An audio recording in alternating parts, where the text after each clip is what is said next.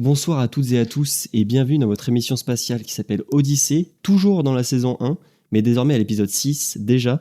Pour contextualiser dès le début, nous on enregistre cette émission le 11 décembre pour prévoir un petit peu les départs de chacun en famille pour les fêtes de fin d'année.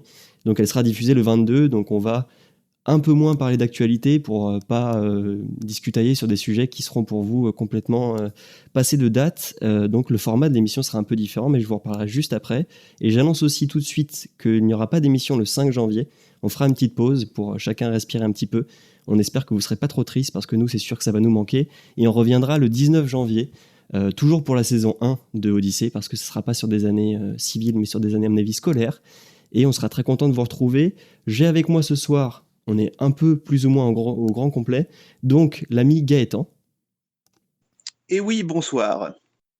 Déjà d'outre-Atlantique. Et nous avons aussi avec nous Maxime. Hello everyone. Le grand retour. Et enfin, le beau Thomas. Bonsoir, merci. Tu remarqueras que tu étais le seul à avoir un petit qualificatif. C'était pas fait, c'était même pas fait exprès. Donc, je comprends. On va pas, j'ai failli oublier, mais je n'ai pas oublié, on va pas déroger à la règle. On va encore une fois se passer le générique de l'émission et on commence directement après. À tout de suite.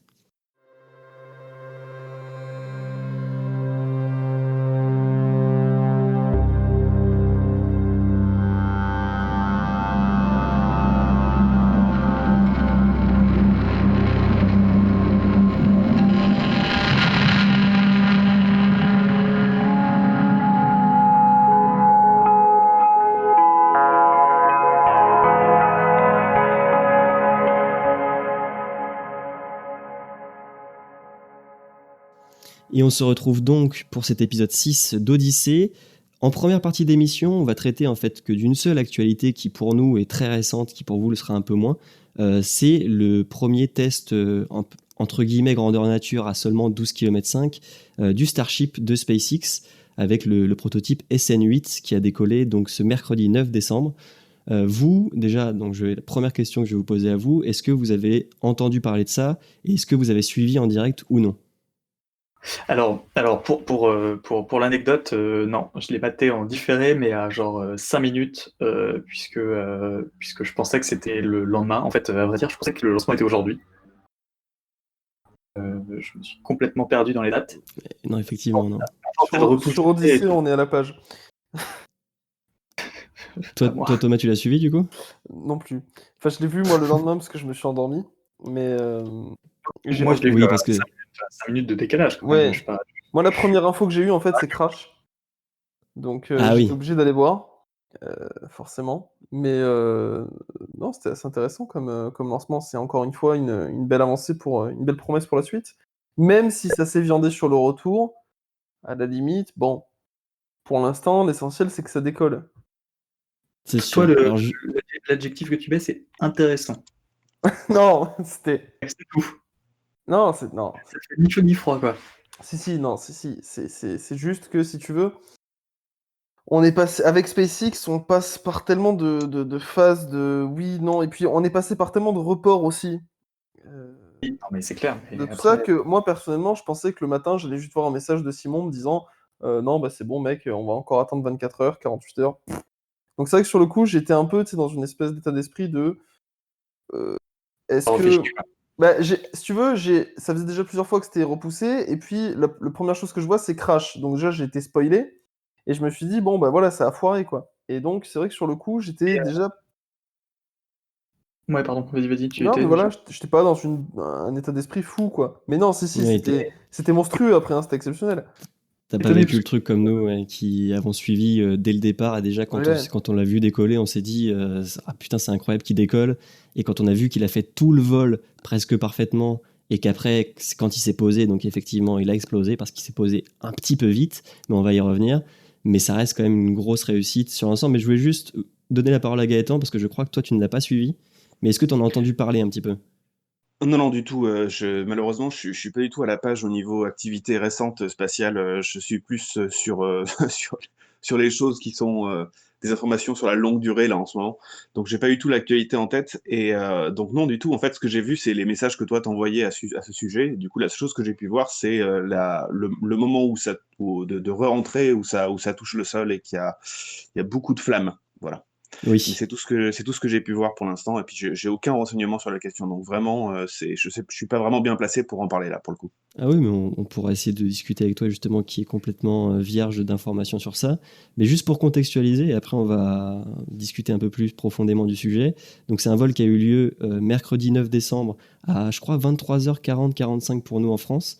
Il y a eu plein de reports. Déjà, le premier vol, enfin, le vol qui était pressenti pour être le premier hop test, comme on appelle ça, était donc mardi 8 et c'est arrêté. Tout était parti pour que ça décolle et ça s'est arrêté à 1 seconde, 3, je crois, du lancement parce que les moteurs ont décidé qu'il y avait quelque chose qui n'allait pas et qui ne pouvait pas se mettre en route. Donc on était en train de croiser les doigts, on suivait ça depuis plusieurs heures et à 1 seconde du lancement, ça s'est arrêté. Et donc ça a été décalé à mercredi 9 décembre où là, ça a bien décollé après plusieurs reports de 1 heure, une demi-heure. Et donc, le décollage s'est très bien passé. L'ascension s'est bien passée. Il y a eu plusieurs trucs qui ont fait peur à plein de gens, mais on pourra y revenir si vous le souhaitez. Après, le principe du Starship, c'est qu'il s'est retourné pour planer plus ou moins comme une navette spatiale, entre grands guillemets, grâce à des ailerons contrôlés d'ailleurs par des moteurs de Tesla. Ça, c'est quand même drôle. Il a parfaitement plané. Il s'est rapproché de l'endroit où il devait atterrir de façon prévue. Et il s'est redressé. Donc c'est là où tu as vu pas mal de flammes aussi, je pense, Gaëtan, avec 2 de ses moteurs. Il l'a fait parfaitement. Il est arrivé pile sur l'endroit où il devait se poser, sauf que, à cause d'une défaillance moteur, mais on va y revenir, je pense aussi, il est arrivé un poil vite. Quand on a vu le sol, on s'est dit, bon, je pense que c'est mort, et il s'est écrasé, il a explosé. Mais il s'est arrêté, il a explosé pile à l'endroit de où il devait atterrir, donc c'est déjà pas mal. Mais vas-y, Maxime. Donc c'était une explosion contrôlée finalement.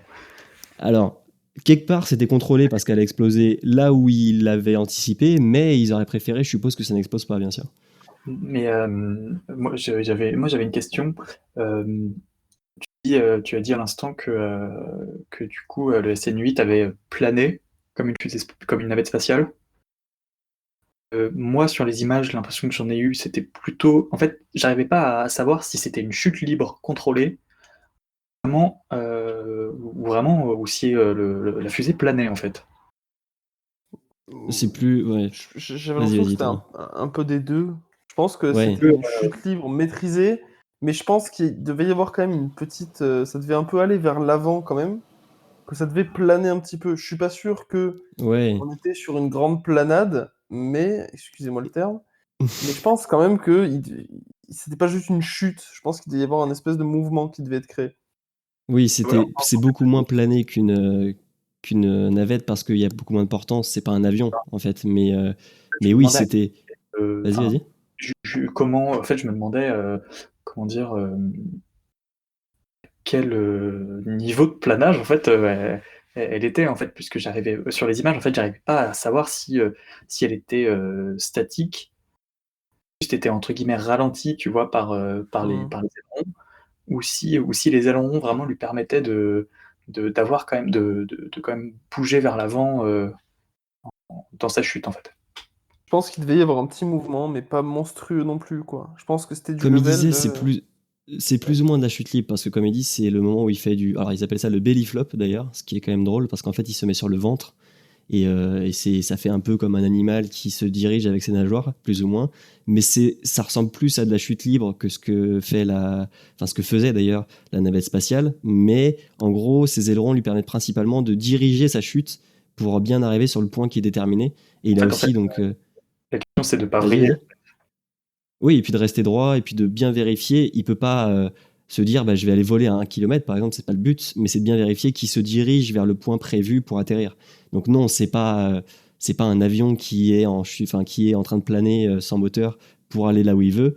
C'est un Ouais. truc qui se dirige dans sa façon de tomber avec les ailerons, donc les ailettes qu'il a en haut et en bas du Starship, quoi. On est plus sur notre niveau d'avion papier à 9 ans à l'école, quoi. Figure-toi que mes avions en papier à l'école volaient très très bien. Ah, moi, c'était des chutes libres. C'est droit devant et plongeon. Alors tu sais que si t'en fais des boules, ça vole pas, hein.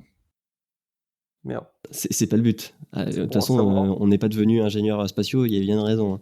Mais donc, pour revenir un peu sur un des points que j'ai évoqué aussi tout à l'heure, c'est que durant l'ascension, il y a un premier moteur qui s'est éteint, puis un deuxième, et beaucoup de gens se sont affolés durant le live, et on a eu confirmation que c'était bien fait exprès en fait. Ils ont testé plusieurs choses sur les moteurs, donc de les éteindre à un moment de l'ascension, je crois aussi qu'ils ont testé le dispositif anti-incendie. Donc ce qui a fait qu'il a fini l'ascension qu'avec un seul moteur, ce qui lui a permis d'arriver aux 12 km 5 prévus. Là, il s'est retourné, il a plané, et c'est au moment, donc, quand il a rallumé 2 de ces 3 moteurs pour se remettre droit et se poser, qu'il y a eu un problème. Donc déjà, il devait bien rallumer que 2 moteurs, c'était fait exprès. Mais en gros, il y a un des moteurs qui s'est éteint prématurément, et l'autre qui a eu aussi des problèmes. Et on sait que ça vient en partie, enfin en tout cas Elon Musk l'a annoncé, des réservoirs qui sont dédiés à l'atterrissage. Donc il y a des réservoirs spécifiques pour l'atterrissage quand les moteurs se rallument. Et il n'y avait pas assez de pression d'après ce qu'on a compris dedans, ce qui a causé des problèmes dans les moteurs. Et on sait aussi, vous avez sûrement vu sur les images, que les flammes de ces moteurs à ce moment-là sont très vertes, ce qui indique qu'en fait il y a du cuivre qui brûle. Donc ça veut dire qu'il y a quelque chose dans le moteur qui brûle. Donc déjà c'est pas bon signe. Et ça pourrait être dû soit au manque de pression, soit un rallumage mauvais, soit un problème. Mais en gros, ce qui a amené à ce qu'un des 2 moteurs flanche beaucoup trop tôt et que l'autre puisse pas rattraper le Starship. Et du coup, il s'est posé un peu trop vite et ça a fait un sacré boom quand même, quoi. Donc voilà, c'est ce qu'on en sait pour le moment. C'est pas plus mal, ça a fait un petit spectacle, et puis au moins, ça leur permet de relever les premiers problèmes, et puis de retravailler déjà sur des choses qui ont l'air d'arriver assez facilement, quoi.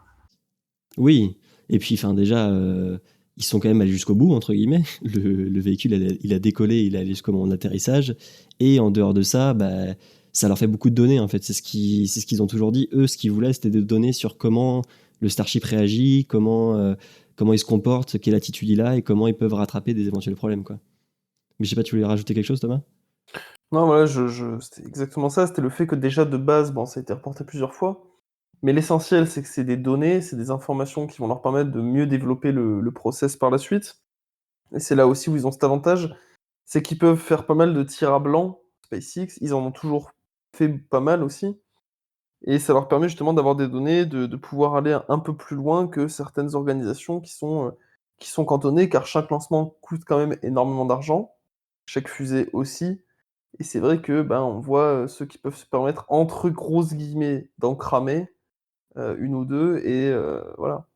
C'est aussi ce qui fait une des forces de SpaceX, c'est qu'ils peuvent, obtenir de la donnée comme ça, Ouais, ils ont pas peur facilement. de lancer et que ça explose, quoi. On Voilà, se c'est ça. rappelle de la vidéo, comment c'est How to Not Land a Rocket Booster, je crois, Ouais. qui est de Elon Musk, qui a été qualifiée de vidéo YouTube la plus chère jamais produite. Parce qu'en fait, c'est un condensé en 3 minutes de toutes les fusées, enfin les tests de fusées Falcon 9, etc., qui ont Mmh. explosé.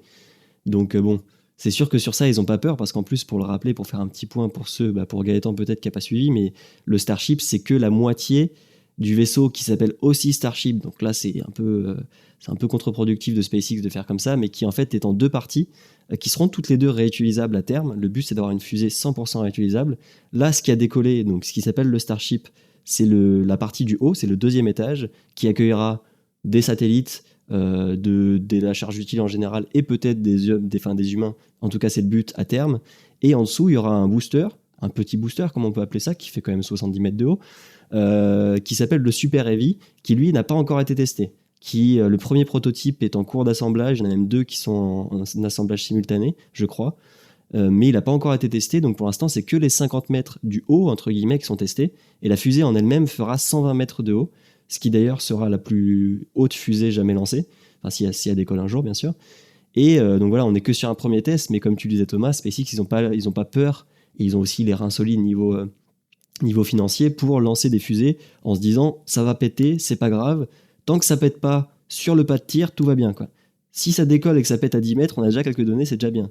Et ça, c'est quand même quelque chose qu'on peut pas enlever à SpaceX, que certains leur reprochent, à raison peut-être aussi, et ce que d'autres, ce qui se prouve être quand même une manière quand même intéressante de trouver des vraies innovations dans le milieu spatial, quoi.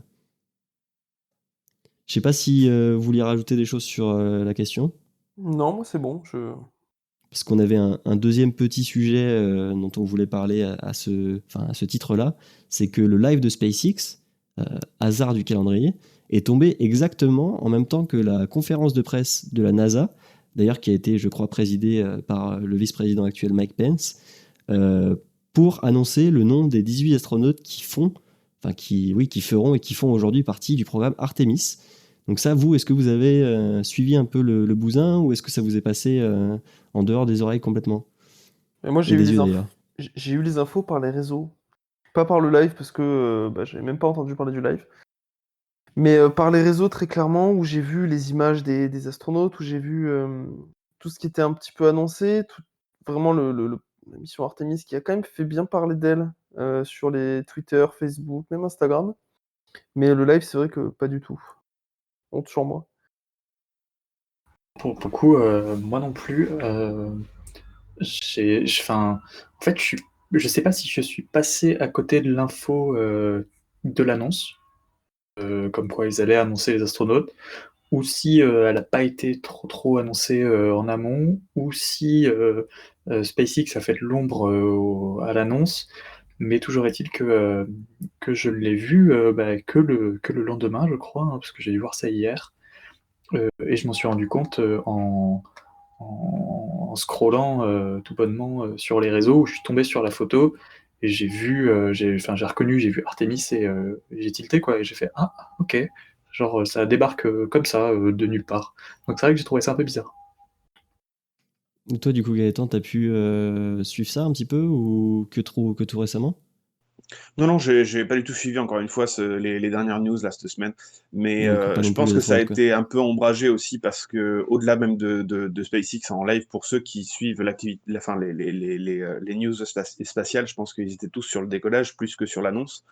Parce que généralement les Mhm. annonces c'est relativement chiant aussi en soi, surtout si c'est tenu par Mike Pence en fait je pense. Et, Oui, c'est euh, vrai. et je pense qu'aussi, quelque part, il y a peut-être un peu d'ombrage dans le sens où, vu que les élections américaines viennent de se passer, qu'il y a l'administration qui va partir, qui est encore en charge de ce genre d'annonce, je suis pas sûr que ça soit un truc qui soit extrêmement vu, même par ceux que ça intéresse en soi, je pense. C'est vrai. Si c'était la nouvelle administration, si c'était l'administration Biden qui faisait l'annonce de ce truc-là, peut-être qu'il y aurait eu plus de gens sur le coup. Mais je pense que beaucoup de gens sont relativement saoulés de l'administration américaine, quoi. Donc bon. Bah, de toute façon aussi, oui, il y a ça, il y a ce point de vue-là, parce que bon, je suppose que ce qui a été annoncé actuellement ne sera pas voué à changer, mais encore une fois que Joe Biden aura pris le pouvoir, entre guillemets, et que l'administrateur de la NASA changera, parce qu'on sait déjà qu'il va changer, il y a des bouleversements qui vont avoir lieu, on le sait. Qu'est-ce que ça va être, on ne sait pas encore. C'est peut-être plutôt ça que les gens attendent. Et comme vous le disiez aussi, et ce que je pense qui est aussi le cas, c'est que encore une fois, le lancement de SpaceX, en plus du fait que la hype est montée parce que ça a pris du temps, etc., ça a complètement éclipsé le truc. Et je pense qu'à la base, ils avaient prévu plus ou moins le calendrier pour pas que ça soit en même temps. Et les reports successifs ont fait que c'est tombé en même temps. Et voilà, enfin, il y a eu très peu d'écho, en tout cas sur le moment. Après, comme tu le dis, Maxime, ils ont plus ou moins inondé tous les réseaux, et particulièrement Twitter dans un premier temps, avec les visuels, etc., de tous les astronautes. Donc, c'est sorti, mais un petit peu à retardement. Et donc, cette conférence de presse a fait un peu l'effet d'un pétard mouillé, on peut le dire. Un point juste qu'on peut noter, donc on en discutait en off, c'est que cet équipage, donc de toute façon, la mission Artemis vont être l'occasion pour une première femme de poser le pied sur la Lune, parce que oui, les missions Apollo, il n'y a pas eu de femmes, malheureusement, on peut le dire. Et aujourd'hui, ça change, donc sur les 18 astronautes annoncés, il y a 9 femmes, la parité est parfaite. Bon, c'est cherché et c'était voulu, mais vous, voilà, est-ce que ça vous avait étonné ou est-ce que vous saviez que ça allait être le cas?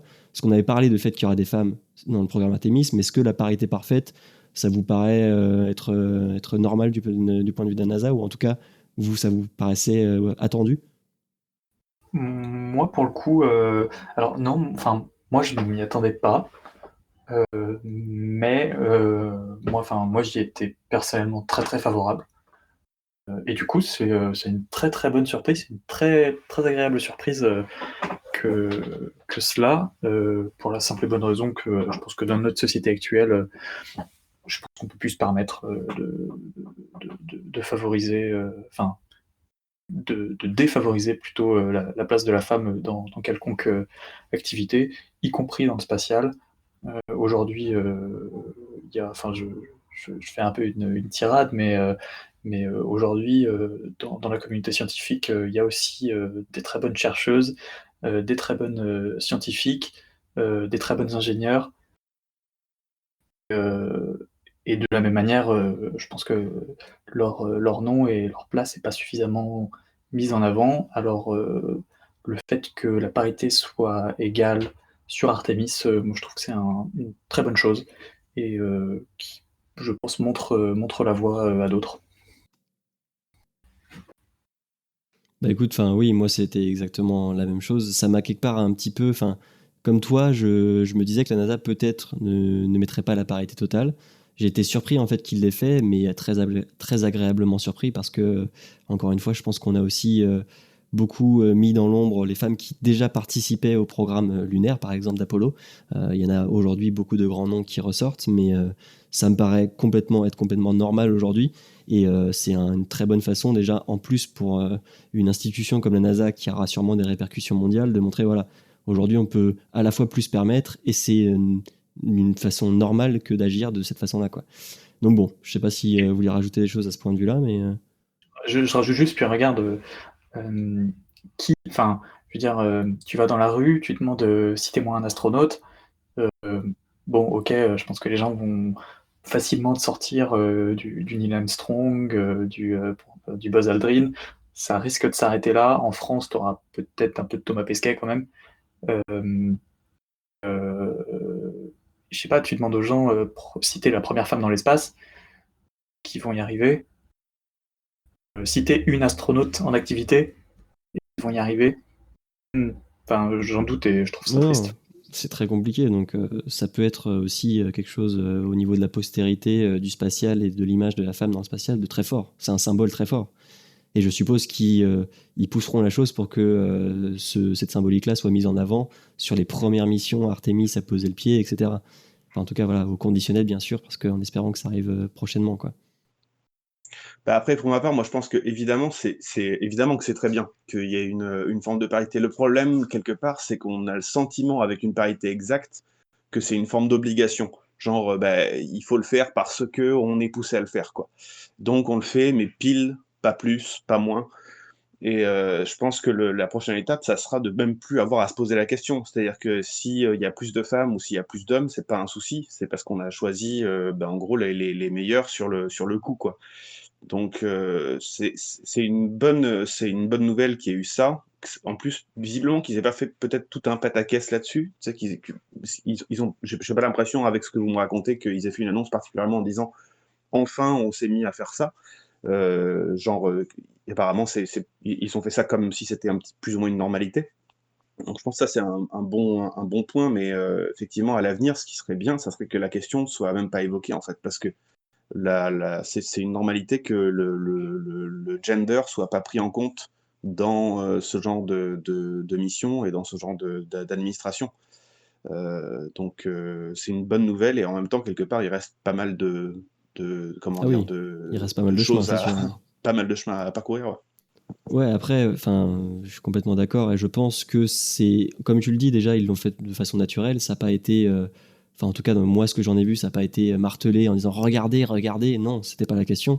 Mais je pense que voilà, cet effet d'annonce-là et ce respect entre guillemets de la parité totale, j'espère pourra à l'avenir amener à, comme tu le dis, à ne pas regarder du tout et ne pas prendre en compte la question du genre et de dire bah, cette personne est compétente, a fait partie du programme, cette personne est compétente et qu'après la parité totale soit pas une obligation, une règle à respecter pour être dans les clous. Alors après, on pourra en parler pendant très longtemps, et c'est pas le sujet de l'émission, mais on pourra y revenir d'ailleurs si on veut, parce que c'est dans plein d'autres milieux, c'est le cas. Mais ce que je propose, parce que je voulais juste parler de cette question-là, là, du fait que cette annonce est un peu passée à la trappe, en tout cas sur le moment, pour peut-être transitionner vers notre petite pause Golden Record. Et pour ça, je vais laisser Thomas nous présenter la belle chanson, le beau morceau qu'on va écouter aujourd'hui. Alors, Thomas, merci. Thomas. Merci pour cette ovation. Je sais pas si vous allez me remercier pour le choix de ce son. Alors, c'est un très beau morceau, mais c'est le morceau qu'on va ranger dans la catégorie de bon, les gars, c'est cool, mais il faut aimer. Alors, c'est Fairy Round, qui a été interprété, je crois, par David Monroe. pour représenter, en partie du moins, je pense, l'Angleterre. Alors je vais pas vous prononcer toute la ligne, de noms que j'ai parce que c'est de l'anglais, que mon accent est pas terrible et que, il y en a beaucoup. Mais ce que je vais faire, c'est plutôt vous laisser l'écouter pour 1 minute 20 d'un nouveau voyage vers ce golden record et puis, ben, je propose qu'on se retrouve juste après.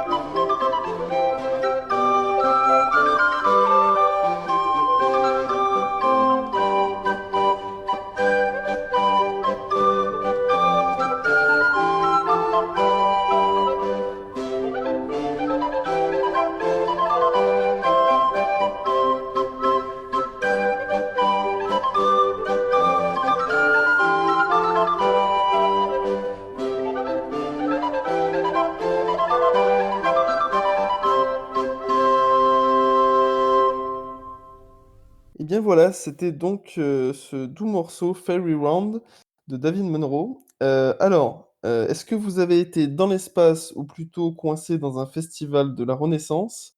Amis, seigneurie et gueux, qu'en avez-vous pensé? Bah Shotgun, écoute, vas-y, Maxime. je suis méga fan. Alors, je dois avouer que je me le suis même laissé en fond là, parce que je le trouve vraiment super cool. Je sais pas que ça comment ça partage et ça diffuse une autre catégorie de musiciens. Et clairement, tu l'as dit tout à l'heure, c'est très très british. Hein, enfin, clairement, je veux dire, ça pue le conservatoire, ça pue le conservatoire de musique. Hein, on va pas se le cacher. Euh, mais, euh, mais moi, ça me rappelle un peu du Mike Oldfield, des trucs un peu bah, très british, mais très, vous savez, countryside, quoi. Bah, moi, ça me plaît, et euh, pour avoir regardé la série Cosmos Ouais, de Carl Sagan, je me demande même si cette musique ne figure pas dans la série, et c'est je crois. exactement le genre de musique qu'on retrouve dans la série. Et non, moi, en réalité, ça me choque pas tant que ça. Je trouve pas ça déconnant. Et non, je dirais même que ça me plaît. Ah mais c'est de la grande musique après, hein, ça n'empêche pas, ça n'enlève pas. C'est vraiment voilà un type de musique en plus c'est de la flûte, peut-être de la flûte à bec ou de la flûte traversière, peut-être même de la flûte de Pan, je ne sais pas. Mais c'est Je, vraiment ouais? non, je dis, je ne peux pas te répondre, mais Mmh. je vais diguer les commentaires de cette chanson. Ouais, mais je pense que voilà, c'est vraiment quelque chose, il faut aimer. Quand tu aimes, quand tu te laisses porter, ça t'emmène ailleurs et c'est ça qui est aussi bien dans ce genre de musique. C'est aussi pour ça que ça a été sélectionné pour ce Golden Record, pour la variété que ça a apporté. Mais voilà, c'est aussi moi, pour moi, c'est aussi quelque chose que je verrais très bien dans un espèce de gif animé ou un mème, tu sais, où, tu vois, une espèce de phrase à la con du style: «Quand tu rentres de cours et que, tu rien foutu de la journée», tu vois? Avec ce genre de musique de fond, ça passerait super bien. Non, mais c'est vrai que c'est une musique très particulière. En tout cas, après, c'est aussi qu'on n'a pas diffusé l'entièreté du Golden Record pour le moment. On va le faire. Hein. Il y a aussi beaucoup de musique classique, etc. Mais là, ça dénote beaucoup avec ce qu'on a déjà passé. Mais moi, pareil, ça m'a esquissé un sourire, clairement. Et ça me fait plaisir. Et ça me fait rire aussi à la fois que cette musique-là soit partie dans l'espace avec le Golden Record, quoi. Et vas-y, Gaëtan. Bah, en fait, ouais, il faut pas oublier que l'idée, c'était aussi de faire une espèce d'image générale de l'humanité au niveau musical, quoi. Donc, forcément, il y a des choses disparates, et puis forcément, il faut aussi parler de ce genre de musique, quoi, qu'on aime ou qu'on n'aime pas, quoi. Je pense pas que le Golden Record avait pour but, comment dire, de faire un portrait qui soit facile à écouter ou agréable pour toutes les oreilles, mais plus d'être généraliste et de faire comprendre une notion de musique qui soit internationale, quoi. Et du coup, ouais, c'est très bien de parler de ça aussi, parce que quelque part, ça fait aussi partie intégrante de la culture musicale de l'humanité, quoi, en quelque sorte. Donc non, moi je suis tout à fait, je suis tout à fait pour que ça apparaisse dans le Golden Record. Après, de ce que moi, au niveau de comment je l'ai ressenti, bah écoute, ouais, c'est de la musique de chambre. Enfin, tu vois, ça, quand c'est pas, j'allais dire quand on en écoutait une, on en a écouté, on les a quasiment toutes écoutées. C'est pas vraiment le cas. Mais dans l'idée, on sait que c'est dans un style très particulier. Après, quelqu'un qui aime pas le rock, on lui fait écouter une musique rock, il dit bon bah ça va, on a compris quoi, le 4 temps, voilà. Tu vois, c'est une question de goût. Moi, je trouve que c'est assez agréable à écouter, mine de rien. Et puis, faut pas oublier qu'il y a là, quelque part, surtout sur ce morceau-là, il y a quand même un vrai travail de composition derrière qui est assez violent, quoi. Donc, on n'est pas sur un truc à l'arrache et pas forcément extraordinaire, Ah quoi. non, pas du tout. Mais puis, comme tu l'as dit très, très justement, c'est le but du Golden Record et du disque, donc The Sounds of Earth, c'est de représenter la culture musicale humaine d'un point de vue global. Et le fait que ça nous ait parlé, que ça nous ait fait réagir et que ça nous évoque des choses, ça montre aussi bien que c'est adapté à représenter en tout cas ce que nous, on connaît de la musique. Et le but était de couvrir un peu tout le territoire du globe terrestre. Mais voilà, c'était pour faire un petit point Golden Record, un peu différent peut-être de ce qu'on a eu l'habitude de faire, en espérant que ça vous aura plu. Et donc on va gentiment glisser vers la troisième et dernière partie de cette émission, qui est un peu plus longue que d'habitude, pour digresser et discuter un petit peu autour du sujet de la pollution spatiale, et particulièrement de la pollution en orbite terrestre. Pour juste petite question pour introduire la séquence, est-ce que vous savez à peu près le nombre de satellites qu'on a lancés depuis le premier, donc qui était Sputnik 1? Combien de satellites on a lancés en orbite terrestre? Ou même plus loin que ça? Beaucoup. Beaucoup, oui, mais dans Beaucoup, une ouais. échelle de combien à combien? Bravo. Une quantité comprise entre 1 et l'infini. Oui, d'accord. Ça, ok. Moi, je pense que honnêtement, vu les chiffres que j'ai eus avec les recherches que j'ai fait sur la question, là, pour cette émission-là, je partirais sur. On est sur plusieurs milliers, quoi. On est effectivement sur plusieurs milliers. Alors, j'ai pas un chiffre exact, mais je sais à peu près dans quelle échelle on se situe. Allez-y, essayez d'affiner. On est sur du. Moi, je mettrais 3000 au moins. Ok. 3000. On est plus sur du 7000, je dirais. Allez, moi je dis Ok. à peu près 11 543,2. Non, c'est Maxime qui a raison. Il a failli donner la presque bonne réponse qui est environ, enfin plus de 8000. On se situe entre 8 et 9000. On me dit dans l'oreillette Envoyé. que Maxime était sur Wikipédia. Hein. Moi je. Ah, peut-être. Alors peut-être que On dit Maxime dans l'oreillette use de tous les artifices, mais dans ce cas-là, On il dit aura dans raison. Hein. Maxime est venu les mains dans les poches, mais a quand même fait un minimum de recherche par décence. Par éthique professionnelle, disons. Absolument. Mais donc je t'en voilà. remarque, Simon. On a lancé un peu plus de 8000 satellites dans l'espace depuis le premier, donc qui était Sputnik, qui était un satellite russe. Et justement, ce nombre de satellites-là, avec une grande partie qui sont aujourd'hui morts, qui sont des squelettes comme on peut les appeler, ça crée beaucoup de débris. Et donc ça pose des questions de pollution spatiale et d'accès à l'espace. Et aujourd'hui, on a souhaité en débattre un peu largement pour déjà discuter des problèmes que ça cause, des solutions envisagées, des questions légales et juridiques qui sont autour de ça. Donc je ne sais pas si vous avez une introduction vous de votre côté, un projet dont vous voulez parler, mais on a le temps, c'est le but. J'ai une question. Vas-y, shoot. N'aie pas peur de la poser, t'as dit ça vraiment avec. Alors moi j'ai une question. C'est on sentait qu'il y avait une peur de. Non, il y a une vanne.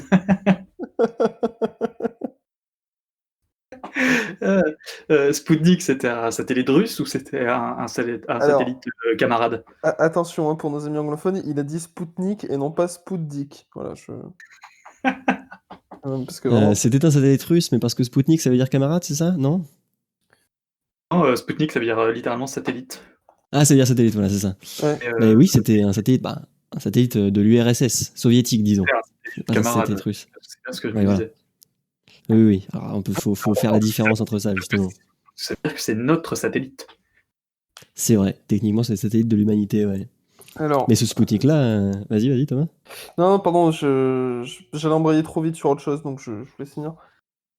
Non, mais parce que voilà, enfin après, il y a plein de choses qui sont envisagées pour ça, parce que les débris spatiaux, ça cause des problèmes à la fois pour l'ISS, on en avait déjà discuté dans une précédente émission, mais aussi pour tous les autres lancements de satellites, parce que on utilise des orbites qui sont communes pour plein de trucs, donc s'il y a des bouts, s'il y a des satellites déjà morts entiers qui naviguent là-dessus, ils peuvent se rentrer dedans, même si c'est des distances gigantesques, mais aussi s'il y a des destructions, bah, ça crée des plus petits débris, et encore des plus petits débris, et en fait ça crée des nuages. Et je crois que c'est toi d'ailleurs, Thomas, qu'on avait parlé Ouais, dans une émission précédente. Ça mais faisait beaucoup penser à Wall-E. ouais, mais je suis même prêt à faire un petit lien là si vous voulez. Bah vas-y, vas-y. Alors, dans le droit de l'espace, justement, notamment la convention de l'espace, la constitution de l'espace, il y a quelque chose qui est dit et qui est même bien dit, en image de, et ça je pense ça parlera déjà dans un premier temps à tout le monde. Vous savez, on dit qu'il est interdit, ou en tout cas qu'il est très malvenu, pour des raisons plus qu'évidentes, de polluer biologiquement une autre planète. C'est-à-dire que si par exemple demain on balance un mouchoir usagé de Simon sur Mars, et ben quand on va revenir 2 ans après faire des analyses, ces analyses elles seront entre guillemets polluées. Parce qu'il y aura eu ce mouchoir usagé de Simon, on aura apporté une matière littéralement terrienne, complètement terrienne et souillée, pour, sans vouloir dégrader ton nez Simon, hein, bien sûr. Mais voilà. Et ben dans le même esprit, il y a un principe de non-interférence, de non-dégradation et de non-contamination de l'environnement spatial. Voilà, qui est le même principe qui dit: «Il s'agit d'éviter que les activités des États ne causent des effets préjudiciables ou des modifications nocives de l'environnement spatial ou de l'environnement terrestre qui en découle». Voilà. Et ça a été ratifié par différents sous-articles, mais qui font, partie de ça. Et dans un deuxième temps, juste pour pas m'étaler trop longtemps sur, cette constitution de l'espace, pour faire le lien, et ça après je pense qu'on pourra tous en débattre ensemble, sur ces 2 points. Mais le deuxième point qui est que, il a été ratifié aussi dans cette, constitution, que chaque État a la responsabilité de ce qu'il envoie dans l'espace. Mais ça peut être l'État qui l'envoie, mais aussi l'État qui prête son sol à une entreprise ou un groupe pour envoyer, un objet en orbite ou plus loin. Et donc voilà, il y a quand même cette responsabilité-là qui est présente. Voilà. Je Alors attention, parce que Ouais. si je peux me permettre, tu es en train de balancer toutes les 40 minutes en un Non bloc de plus, parce 5. qu'il y en a encore Parce énormément, que- mais l'idée c'est d'avoir vos avis, d'en débattre, et surtout parce que ça date de 1975. Et Et ça voilà, ça, c'est là que c'est là qu'est la douille. Mais revenons-en sur, ouais, c'est là que ça pose problème, ouais, parce que en fait, effectivement, en me renseignant là-dessus, parce que mine de rien, c'est la première fois que je me renseigne vraiment là-dessus sur ces questions-là. Et en fait, oui, effectivement, il y a une responsabilité des États sur ce qui est envoyé sur place. Il y a aussi des questions de propriété, et je pense qu'on y reviendra dans le, enfin, de propriété dans le sens de claim, de dire, ça c'est à moi, tel espace est à mmh moi, ou telle zone est à moi. Et donc, du coup, il y a des tas de règles qui ont été établies là-dessus, mais moi, le souci qui m'est venu en tête directement, au-delà du problème évidemment des détritus, on en avait déjà parlé dans l'émission précédente, qui pose aujourd'hui un grave souci pour pouvoir envoyer des vaisseaux ou les laisser naviguer à une certaine orbite, c'est que moi j'ai été ultra étonné en naviguant sur Internet, c'est que toutes les lois qui régissent les questions de l'espace, en fait, elles sont quasiment pas mises à jour et elles datent des années 60-70, c'est-à-dire au moment où il y a eu toute la conquête spatiale et au moment où on était en pleine guerre froide, etc. Donc il faut se rendre compte que ces lois-là, elles ont été écrites dans un contexte politique qui était complètement différent de celui d'aujourd'hui, avec un nombre d'envois dans l'espace qui était complètement différent que le nombre d'envois qu'on a aujourd'hui. Ce qui fait que je me dis, mais c'est pas possible, qui adresse ces questions-là, quoi. À chaque fois, apparemment, la police, entre guillemets, de l'espace, c'est l'ONU. C'est-à-dire que, sans parler de police à part entière dans le sens punitive, on doit en référer à l'ONU systématiquement. Ou à un des bureaux, en gros, qui appartient à l'organisme des Oui. Nations Unies. Donc, du coup, à chaque fois, on dit à l'ONU, oui, on va envoyer ça avec telle ou telle chose dessus, ou tiens, il y a telle personne enfin, il y a telle nation ou telle entreprise qui m'emmerde avec tel ou tel problème.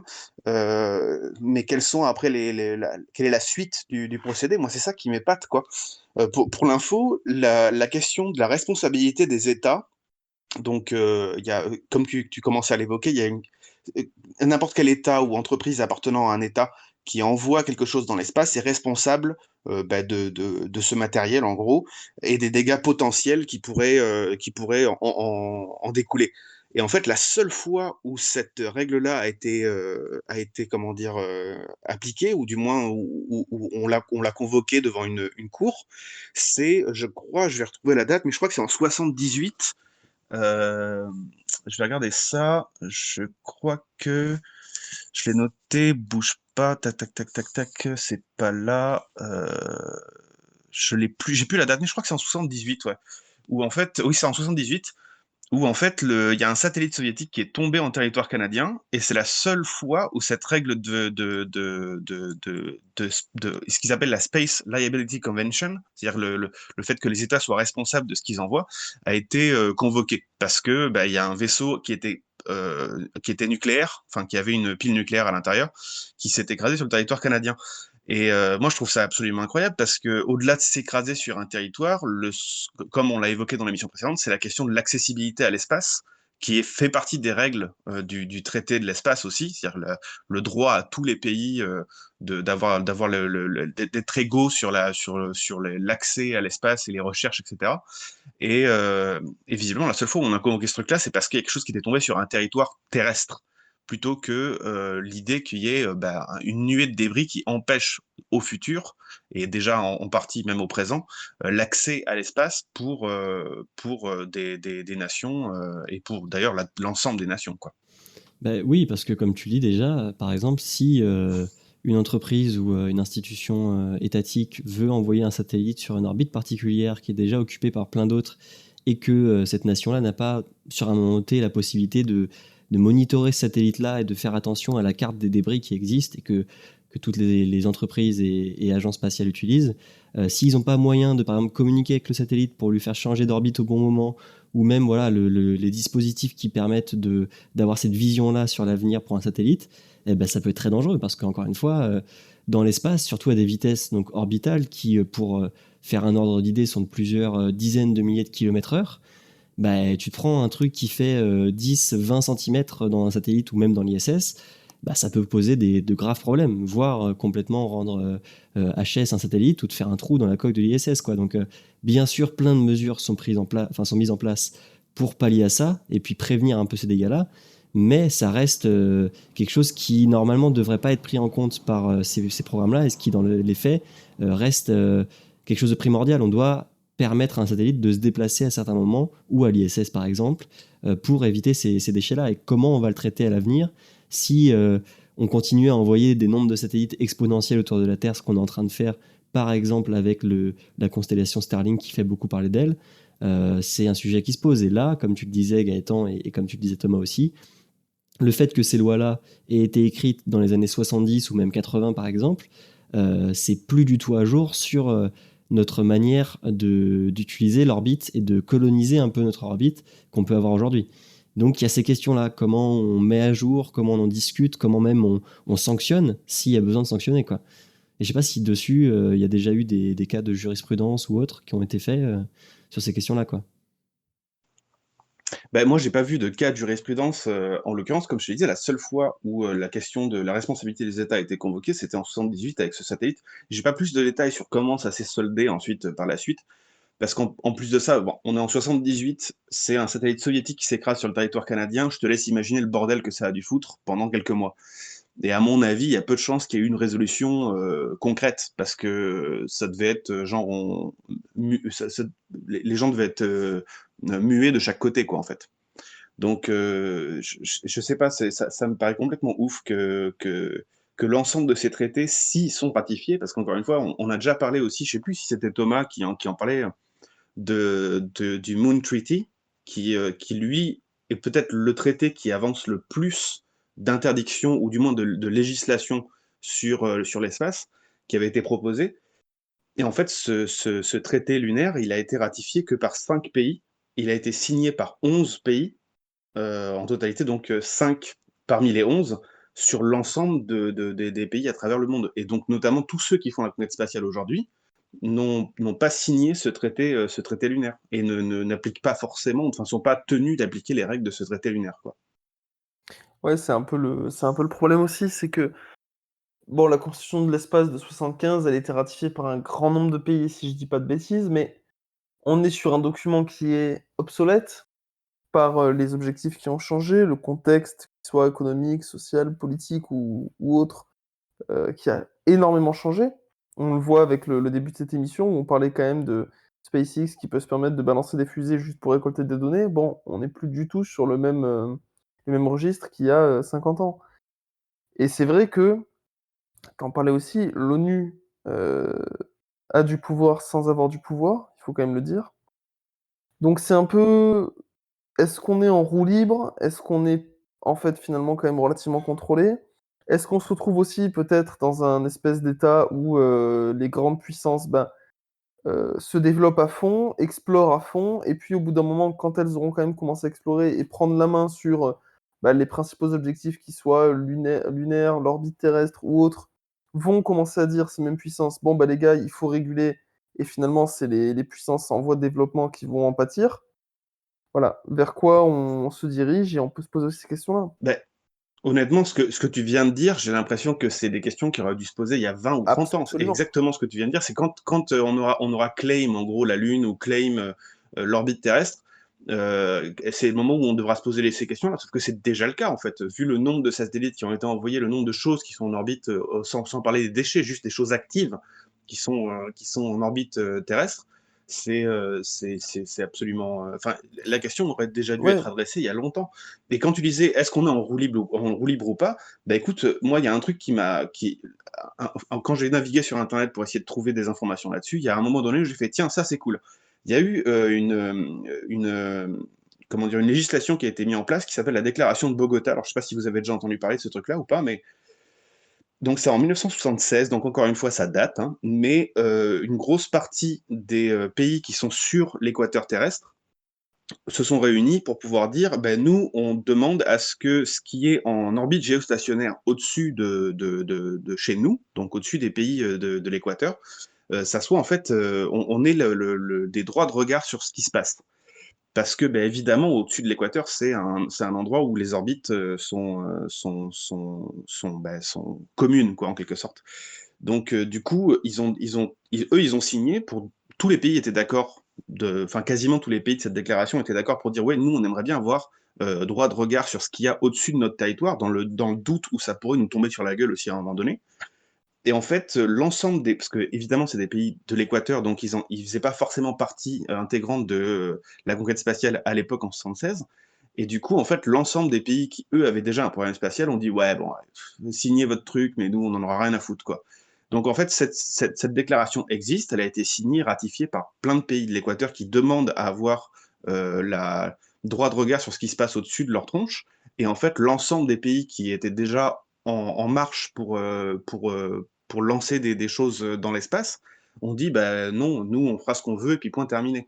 Je pense que ça illustre pas mal l'idée, enfin comment dire, la dangerosité de ce qui peut se produire maintenant à l'heure actuelle, parce que c'est ceux qui ont un pouvoir de lancement, sans parler de pouvoir militaire ou politique ou que sais-je, ceux qui ont un pouvoir de lancement, on ne peut pas les en empêcher. C'est-à-dire que physiquement, aujourd'hui, si un pays a envie, quelque part, d'envoyer quelque chose de nucléaire, de balistique ou que sais-je en orbite, ou même autre chose, de faire du tourisme polluant ou ce genre de choses, qui peut les en empêcher, mis à part par des conventions potentiellement politiques du type oui, bon, alors on balance un boycott, oui, alors on arrête les discussions avec ce pays-là, etc. On voit déjà comment ça se passe quand il s'agit d'armes nucléaires sur Terre. Hein. Je parle je sais pas, du programme, par exemple, nucléaire iranien ou irakien. On voit que ça n'a aucune efficacité, ce genre de programme politique. Donc du coup, imaginez dans l'espace, si jamais d'un seul coup, les USA disaient, bah non, fuck it, nous, on envoie des missiles parce qu'on flippe avec la Chine ou la Corée du Nord, quoi. On balance des missiles en orbite et t'as l'ONU qui dit non, ça c'est pas cool, c'est vraiment pas cool du tout. Et puis quoi après derrière? C'est ça qui me paraît complètement ouf, c'est que on a l'impression qu'il y a une espèce de langue de bois sur les règles spatiales où on dit oui, alors attention, pour l'héritage de l'humanité, il est interdit d'aller polluer Mars, la Lune ou que sais-je. Et en fait, c'est juste un discours à la con, quoi. On est très loin d'une protection type UNESCO, quoi. Ouais, mais après aussi, mais je vais te laisser répondre aussi, Maxime, je réponds très vite fait, c'est que je suis complètement d'accord et c'est à la fois impossible à mettre en place et très facile. Enfin, si tout le monde respectait les règles qu'on a pu établir et qu'on peut encore établir, ça serait facile. Mais le problème, c'est qu'on a aussi quelque part aucun contrôle, comme on le disait dans la précédente émission, à partir d'un moment où le truc est lancé, entre guillemets, et que l'entreprise a les reins assez solides du point de vue financier et technologique pour le faire. On n'a plus aucun contrôle vraiment de ce qui se fait. Donc c'est là où il y a un entre-deux très pervers sur ce qu'on veut pour le futur de l'humanité à la fois sur Terre et dans l'espace, et ce qu'on met réellement en place, et ce qu'on peut réguler ou non, quoi. Mais vas-y, je te laisse réagir, Maxime. Bah, globalement, moi, enfin, je suis pas un expert sur la question. Enfin, moi, c'est pas trop mon domaine d'expertise. Mais de ce que j'ai pu en lire précédemment, des discussions que j'ai déjà pu en avoir, enfin, avoir à ce sujet avec des amis et de ce que je vous entends dire. En fait, globalement, qui est politique, enfin politique spatiale, venez les gars, on pollue pas, venez les gars, on met pas ça, on fait pas ça. Enfin, c'est un peu du pipeau, en effet. Enfin, je veux dire, enfin, qu'est-ce que l'ONU va faire? Ouais, attention les gars, on a des casques bleus, hein, ils sont juste là pour vous regarder, quoi. Enfin, je pense que le fait que politique spatiale et politique internationale soient forcément liées, rend les choses tout de suite beaucoup plus compliquées et quasiment impossibles, en fait. Enfin, je veux dire, en termes de surveillance, etc. Tu donnais des exemples tout à l'heure, les US qui, par exemple, pourraient très bien balancer des missiles juste au cas où. Qu'est-ce qu'on leur dit? Bah, rien, globalement, personne ne va rien leur dire. Mais plus concrètement, puisque là c'est hypothétique, plus concrètement, tu regardes la Corée et ses essais de missiles, et globalement, en fait, ça se trouve, ils l'ont déjà fait, on n'en sait rien, ça se trouve, enfin, un peu, c'est un peu être impuissant finalement, puisque à part faire des embargos et compagnie, enfin, personne ne fait rien. Oui, donc ça, de fait, ça veut dire qu'on est en roue Et puis libre, quoi. après pour moi, la question, la question des débris, des débris spatiaux, et enfin, elle est pas uniquement là la problématique. Mais du point de vue politique, je pense que clairement la politique spatiale, c'est une question de bonne volonté en fait. Que, Bah oui, c'est un peu ça. C'est si tu te bases sur la enfin, responsabilité des gens, en fait. moi, c'est vraiment ça, Et bon, bonne volonté quoi. Parce que tu as aucun moyen de, de vérifier, que ce soit en amont ou en aval.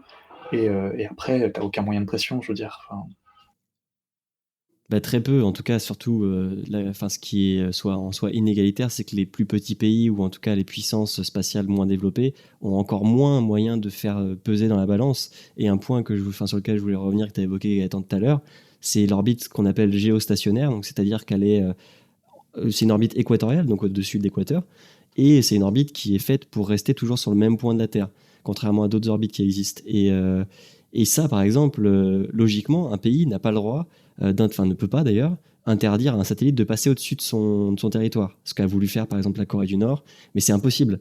Donc déjà, à partir de ce moment-là, si c'est impossible d'interdire à un satellite de passer au-dessus de son territoire, ça veut dire que on ne peut pas interdire à un satellite d'observation, par exemple, de prendre des images de notre territoire.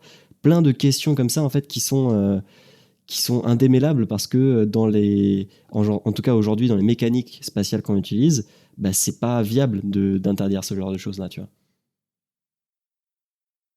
Ouais, c'est toute une question c'était c'est une section de l'éthique, en fait, sur bah, l'observation des territoires par enfin, je pense que c'est une question d'espionnage qui, à mon avis, est un peu enfin, datée, quoi. Parce qu'aujourd'hui, l'espionnage va pas forcément, enfin, même si effectivement, au niveau sécurité, les observations d'images par satellite pour le contre-terrorisme, on sait que c'est utilisé, mais en l'occurrence, l'observation physique d'un territoire à sa surface, c'est pas aujourd'hui là, à l'heure actuelle, en 2020, que se passe l'espionnage. L'espionnage, il se passe au niveau des datas, quoi, clairement. Donc, c'est pas du tout dans l'observation réelle et physique de la surface d'un territoire on a un souci potentiel avec ça, quoi. Ça serait plus de l'ordre de la sécurité que certains pays pourraient observer par satellite, en gros, certaines surfaces, certaines failles sismologiques ou ce genre de choses, que ça se passe, mais pas au niveau de la sécurité nationale militaire, quoi, en quelque sorte. Je pense pas que ça soit. Je pense que c'est très daté comme question, cette question-là. Mais, mais ouais, enfin moi, enfin, je suis désolé, ça m'a vraiment, ça m'a retourné le cœur de chercher ces trucs-là parce que je me suis rendu compte que c'était déjà que j'avais des doutes sur comment l'humain prenait en compte cette question de l'espace. Je me suis rendu compte que c'était vraiment de la langue de bois et puis qu'on passait complètement à côté du sujet. Enfin, je me suis renseigné sur un truc aussi, c'est il y a une orbite enfin plusieurs orbites en fait, mais qu'ils appellent les orbites de cimetière, dans lesquelles pendant pas mal de temps, on a décidé que plutôt que de faire écraser un vaisseau sur la Terre, qu'il se désagrège dans l'atmosphère, on allait garder du gaz en gros pour la fin de sa vie et l'envoyer à plus de 100 km de son orbite d'activité, de façon à ce qu'il devienne un squelette à se balader comme ça dans l'espace. Alors, à l'époque où on commençait la conquête spatiale, on se disait, oh là là, mais l'infinité du territoire qu'il y a sur place, si on envoie un machin de 3 mètres cubes se balader dans l'espace, il n'y a pas vraiment de souci. Bon, il s'avère qu'aujourd'hui, ça devient un problème, mais ce qui m'épate, c'est que sur cette orbite de cimetière, alors je vais essayer de vous rechoper les chiffres, hein, mais sur cette orbite de cimetière, c'est-à-dire que il n'y a que un tiers des objets envoyés qui avaient pour but de finir dans une orbite cimetière, il n'y a que un tiers qui l'ont atteint. C'est-à-dire que la plupart du temps, ils gardaient du gaz pour essayer de l'envoyer sur cette orbite-là, mais au final, le machin n'atteignait jamais ce point-là. Ce qui fait que faut se rendre compte qu'il y a 2 tiers des objets qui ont été envoyés jusqu'en 2011 qui, en fait, se baladent même pas réellement sur une orbite cimetière, mais un petit peu de manière erratique autour de la Terre, quoi. Alors, pour le point positif, c'est que depuis 2011, par contre, ceux qui avaient prévu d'aller vers une orbite cimetière, eux, il y en a beaucoup plus qui réussissent depuis 2011. Donc depuis 2011, ah ouf, enfin, on envoie quand même beaucoup plus d'objets vers des orbites réellement cimetières. Même si ça reste problématique, puisque cette orbite cimetière, ben, ça veut dire que ces objets-là, ils sont là de manière intemporelle, quoi, en gros. Pour le point positif de ça, c'est que OneWeb et SpaceX, eux, ils l'ont déclaré que les objets qu'ils allaient envoyer dans l'espace, ils n'allaient pas partir vers des orbites cimetières, mais vers des orbites de decay, c'est-à-dire des orbites qui sont proches de la Terre et qui progressivement, avec les passages en haute atmosphère, vont désagréger l'objet jusqu'à ce qu'il parte en étoile filante, en quelque sorte. Donc, l'entreprise SpaceX en tout cas et OneWeb, donc OneWeb, ceux qui sont un petit peu sur le devant de la scène spatiale, eux, ils ont décidé quand même quelque chose de relativement sain pour ce qui est de la question de leurs déchets spatiaux. Mais reste à adresser le souci de ceux qui sont déjà présents, et puis le souci légal, parce que SpaceX et OneWeb n'étaient pas du tout obligés de d'envoyer leurs déchets sur une orbite de decay, je sais pas trop comment je pourrais traduire ça en français, mais désagréger dans l'atmosphère, quoi. De désagrésion, Mais quoi. en fait, mais non, parce que tu évoques plein Vas-y, de questions intéressantes et qui reviennent sur notre sujet aussi, qui sont un peu les solutions envisagées pour pallier à cette pollution grandissante de l'orbite. Comme tu l'as dit déjà, il existe des orbites cimetières, mais la différence avec, par exemple, des satellites Starlink et OneWeb, c'est qu'eux, ils sont ce qu'on appelle en orbite relativement basse.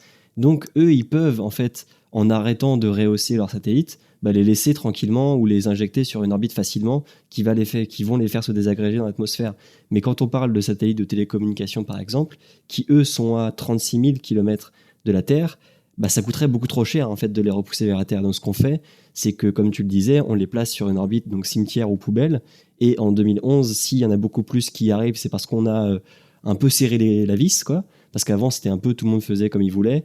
Et il faut savoir que forcément, si un satellite doit garder du carburant pour se placer sur une orbite à quelques centaines de kilomètres de où il est à la base, ça réduit sa durée de vie.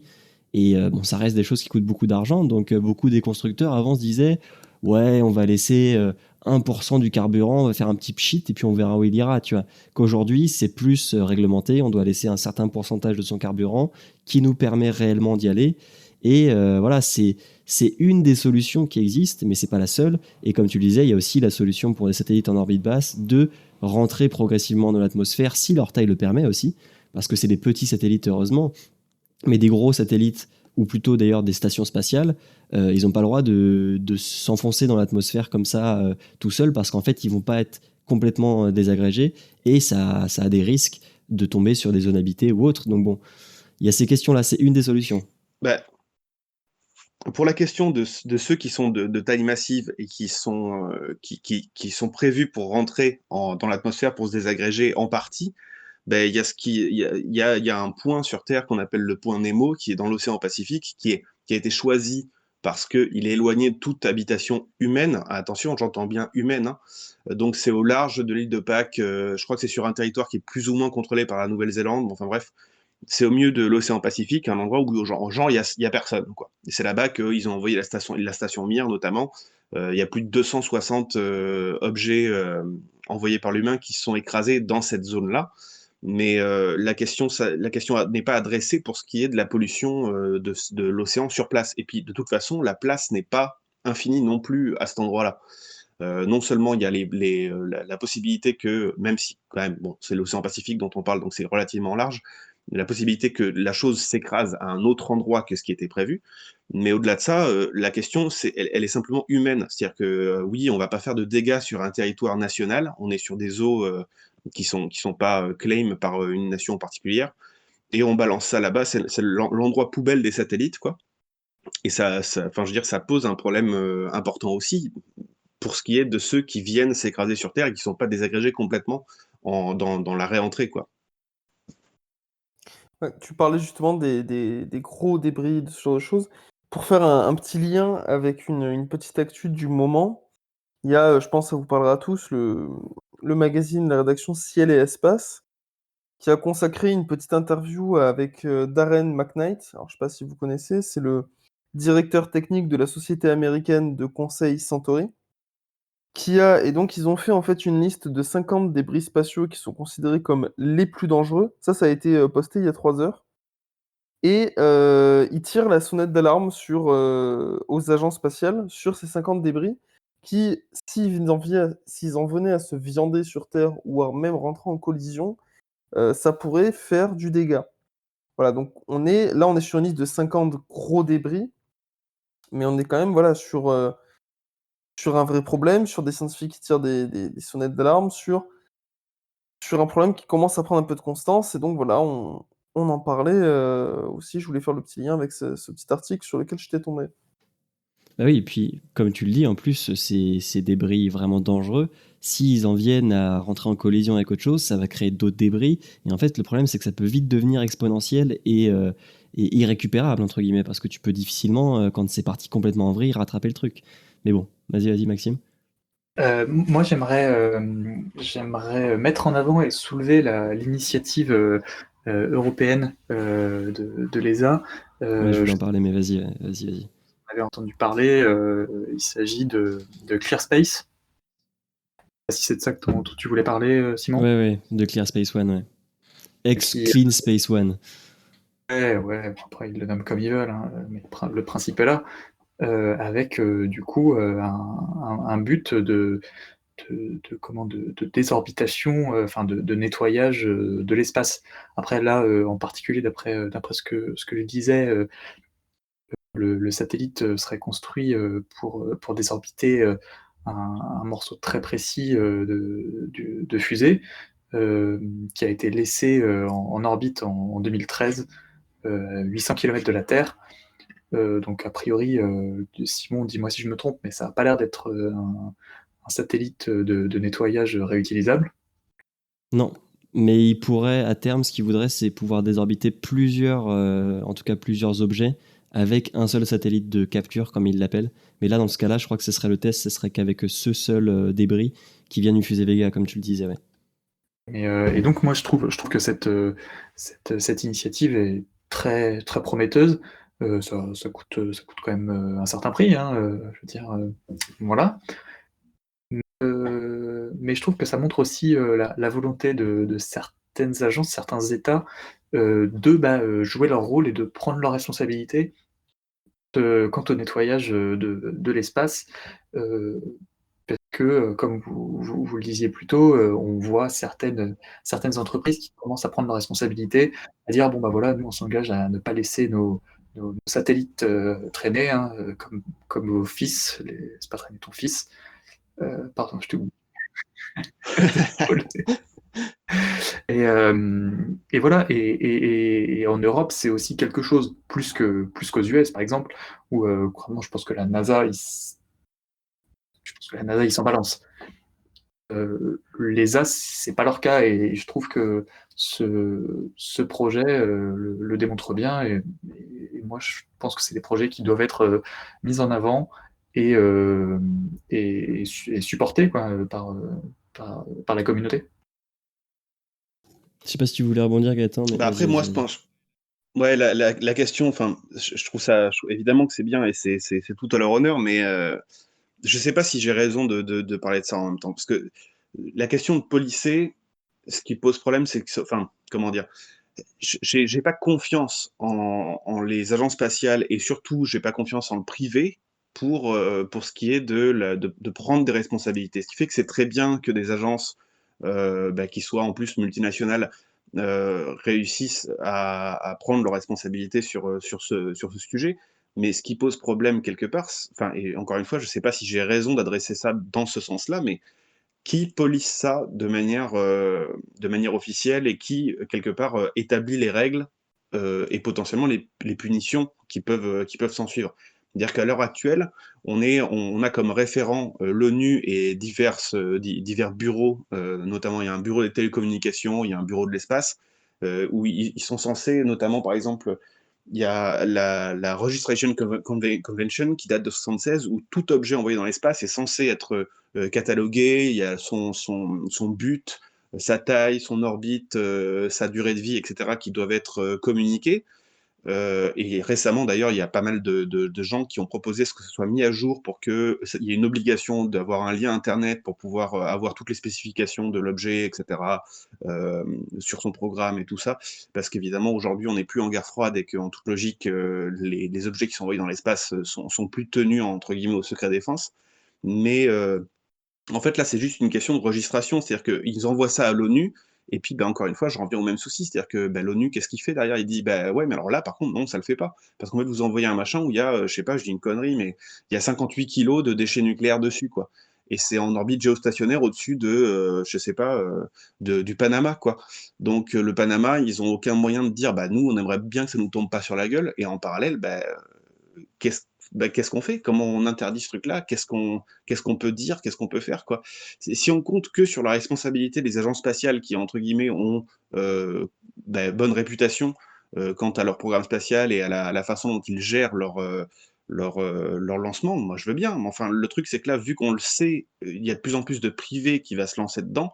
Moi, je suis vraiment pas sûr que Jeff Bezos, il en a quelque chose à foutre de s'il envoie tel ou tel objet, s'il pollue tel ou tel territoire, etc., etc., quoi. Il a plus de puissance qu'une grosse majorité nations au niveau financier. Donc, je sais pas si il en aura vraiment quelque chose à secouer, quoi, Pour en le coup, fait. moi, clairement, enfin, je te rejoins complètement sur le besoin d'une vraie police, entre guillemets, et de réelles actions comment dire, qui, font que les agences prennent leurs responsabilités et commencent à avoir des actions cohérentes par rapport à cette problématique. Mais aujourd'hui, je pense on est encore loin de pouvoir avoir ce système, à moins que l'année prochaine, ils organisent une réunion de toutes les agences à l'initiative je sais pas, j'en sais rien, la NASA. euh, on dit, bon, bah voilà, les gars, nous, on vous propose ce papier, à partir de telle date, on prend la question très au sérieux, quoi. Mais clairement, ça n'a pas l'air d'être l'objectif actuel. Mais de toute façon, enfin, pour moi, l'une des seules façons qu'on peut avoir de réguler ça, ou en tout cas de vraiment contrôler au maximum ça, c'est avant le lancement. Donc c'est par rapport, je sais pas, il y a plein de possibilités, mais par rapport à un territoire, par exemple, disons une fusée qui va envoyer tel satellite, telle charge utile dans l'espace, à part de ce territoire-là, donc par exemple la Guyane française ou je sais pas les États-Unis ou la Russie, etc. Et bien que ce soit au pays pour appliquer la règle commune, de dire ah ben non, ça t'a pas le droit de lancer parce que par exemple, comme tu le disais, il y a une charge nucléaire et ça va graviter, enfin ça va orbiter autour de telle zone ou autre. En fait, c'est des accords qui normalement devraient être diplomatiques avant d'être vraiment du point de vue privé ou même du point de vue des agences spatiales, qui sont bien sûr étatiques, donc elles seraient en lien, mais c'est quelque chose qui doit être vu en amont. Et c'est très compliqué, voire impossible après, une fois que c'est lancé, de dire ah ben ce satellite il est sur cette orbite, on veut pas qu'il soit dessus, changez-le d'orbite. Non, ça c'est presque impossible, voire complètement inenvisageable. Donc bon, c'est des questions qui, on y revient à ce que tu disais en début d'émission Gaëtan, qui doivent être adressées maintenant parce qu'elles auraient déjà dû l'être il y a 20 ans. Donc en fait, c'est une régulation même du départ qui devrait être au niveau du projet. Tu dis par exemple, tu déposes un projet de satellite, eh bien, on peut te dire non, parce que tu respectes pas tes règles, etc. Si tu changes ça, peut-être que ce sera possible, mais voilà, il devrait y avoir un cahier des charges qui existe plus ou moins déjà, mais qui devrait vraiment être tenu par tous et pour tous, d'un point de vue beaucoup plus réglementé qu'aujourd'hui. Mais bon, juste un point, je vois qu'on avance bien dans l'émission, on va bientôt arriver à la fin. Moi, je voulais aborder 2-3 autres point positif un peu entre guillemets pour peut-être pas finir sur un point un peu terne comme on a pu le faire là il y a quelques minutes, mais il y a d'autres solutions qui sont envisagées. Donc on a parlé des orbites de parking, de poubelles ou dans lesquelles, de cimetières dans lesquels on laisse les satellites. On a parlé aussi de la désorbitation. Il y a l'initiative quand même qui est à noter de l'ESA et du programme ClearSpace, qui va en gros venir capturer avec des filets, des pinces, etc., des satellites pour les désorbiter ensuite.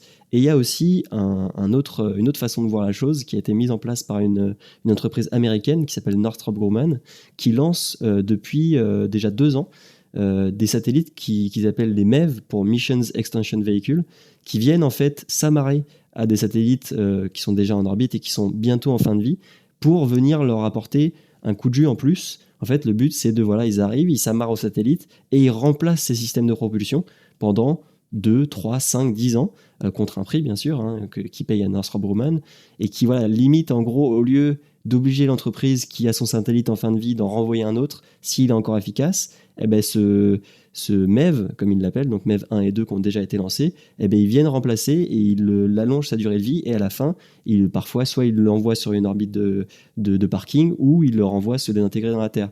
Donc c'est une autre façon de voir la chose, qui est selon moi pas inintéressante sans répondre à toutes les problématiques, mais qui est de créer en fait un service qui permettrait aux satellites en fin de vie de durer encore un peu plus longtemps et de bien s'assurer qu'ils viennent soit se désintégrer dans l'atmosphère, soit être placés à des orbites qui, pour le moment, calment la question sans bien sûr donner une réponse définitive, quoi.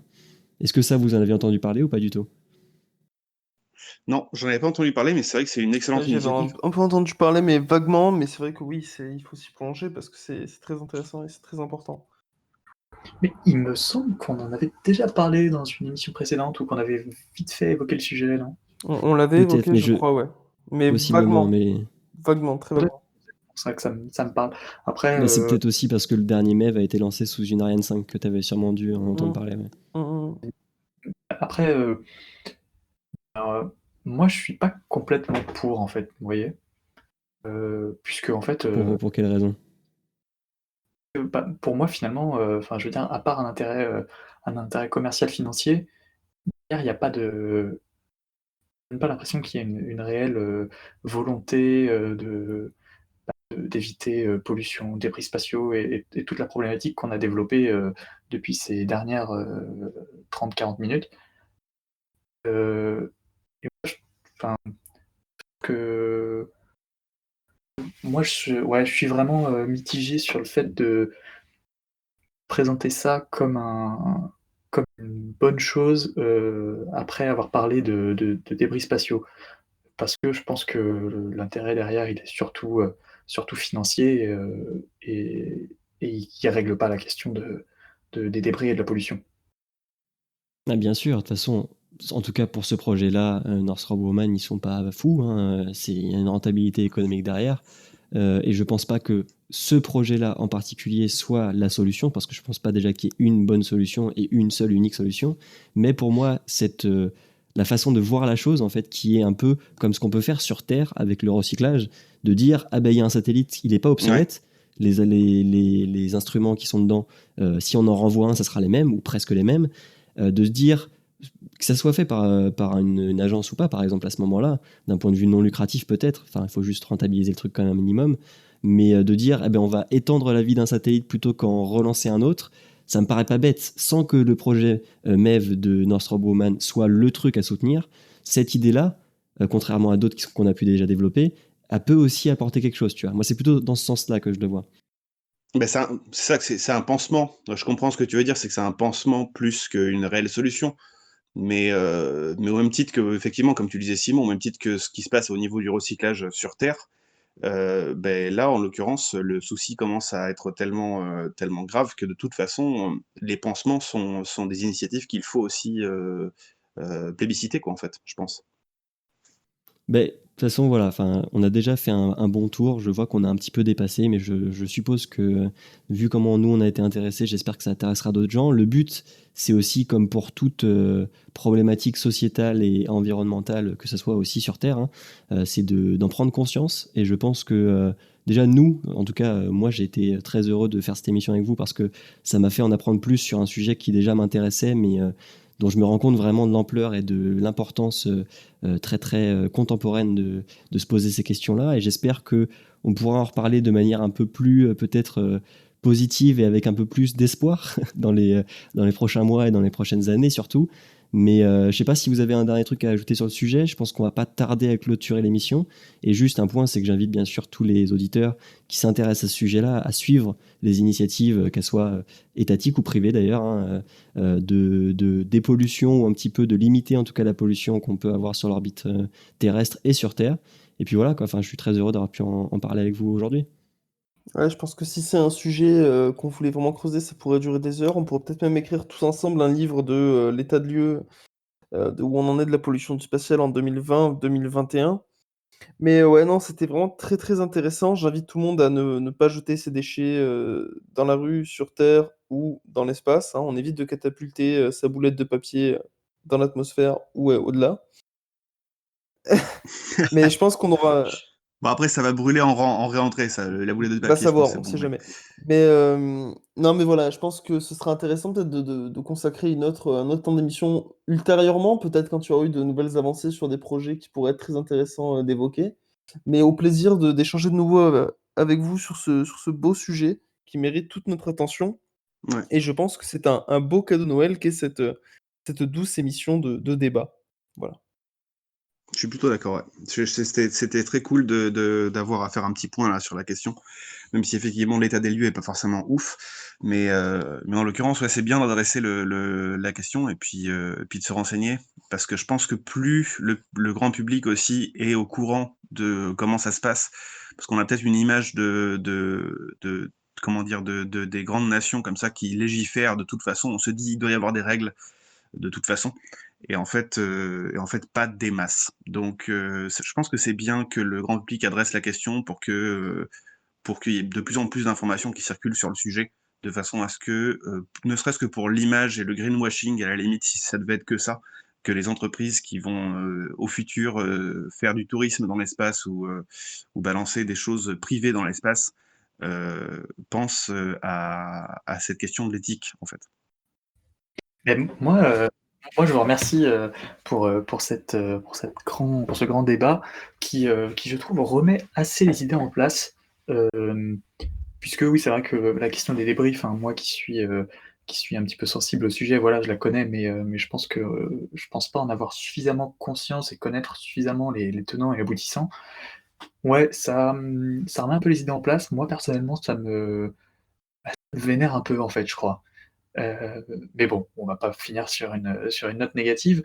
Je pense qu'il faut plutôt le voir comme un challenge et comme une mission pour ces prochaines années, pour nous, jeunes passionnés du spatial, et pour vous tous qui nous écoutez, pour qui l'écologie est important. Oui, et c'est justement de par ce grand public-là dont on fait partie qu'on pourra essayer de demander des comptes peut-être ou d'obliger un peu plus fortement les institutions à prendre ce sujet à bras le corps, ce qu'elles commencent déjà à faire. Exactement, Mais ouais. sinon, après, voilà, on pourra bien sûr, avec grand plaisir, en rediscuter dans d'autres émissions et étendre un peu le sujet parce qu'on n'a pas à discuter, par exemple, de contamination spatiale quand on va sur d'autres planètes ou autre, qui est un sujet tout aussi intéressant et il y a plein de choses qui sont faites sur ce sujet-là. Mais pour l'instant, je pense qu'on va se dire au revoir tranquillement. On va vous donner rendez-vous, du coup, pas dans 2 semaines, mais dans 1 mois. En tout cas, on espère et on va s'y tenir. Et pour l'instant, continuez à vous intéresser à ces questions-là et à écouter de la radio, hein, sur GMT ou non. Et puis moi, je vous fais plein de bisous et puis je vais laisser les autres vous en dire aussi s'ils ont envie, bien sûr. Bah, gros bisous, effectivement. Plein de bisous et puis bonne fête de fin d'année, ouais.